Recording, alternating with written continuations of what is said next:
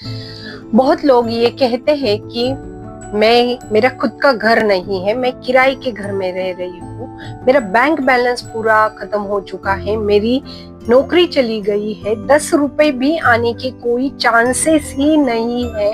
और ऐसे समय में मैं ग्रेटिट्यूड करूँ तो कैसे करूँ? तो मैं उन लोगों को ये कहना चाहती हूँ कि ऐसे समय में भी आप ग्रेटिट्यूड कर सकते हैं, क्योंकि आपके पास ना खुद का घर है लेकिन किराए का घर तो आपके पास है।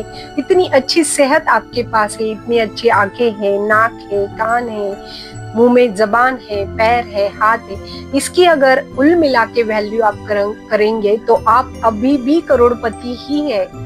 लेकिन आप इन चीजों को इग्नोर करके जो चीज आपके पास नहीं है उसके ऊपर ही फोकस डाल रहे हो, तो where attention goes energy there flows.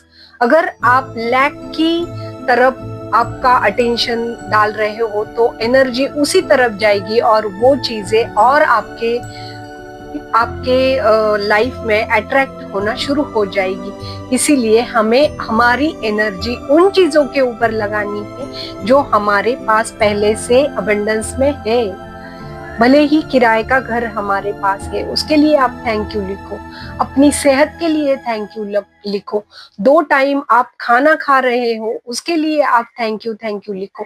और जब आप ये चीजों को विथ फीलिंग्स लिखना शुरू कर दोगे तो जो चीजें आप चाहते हो या जो चीजें आपके पास नहीं है वो चीजें ऑटोमेटिक आपके पास आना शुरू कर देती है। क्योंकि जब भी हम ग्रेटिट्यूड लिखते हैं तब हमारे 5 सेंसेस काम में लग जाते हैं, जैसे कि हमारी आंख, नाक, जुबान, स्किन, कान। ये 5 सेंसेस उन 5 एलिमेंट्स के साथ अलाइन हो जाते हैं और जो जो हमें चाहिए वो हमें मिलना शुरू हो जाता है। क्योंकि इसका रूल ही है, शुक्राना करोगे तो और दिया जाएगा, बेशुक्रा हुए तो जो है वो भी लिया जाएगा। तो हमें अगर हमारी मनपसंद चीजें चाहिए या अबंडेंस में हमें हेल्थ, वेल्थ, रिलेशन में अच्छी तरक्की चाहिए तो ये चीजें करना आप शुरू कर दो और इतने मैजिकल रिजल्ट आप पाओगे कि पूछो ही मत।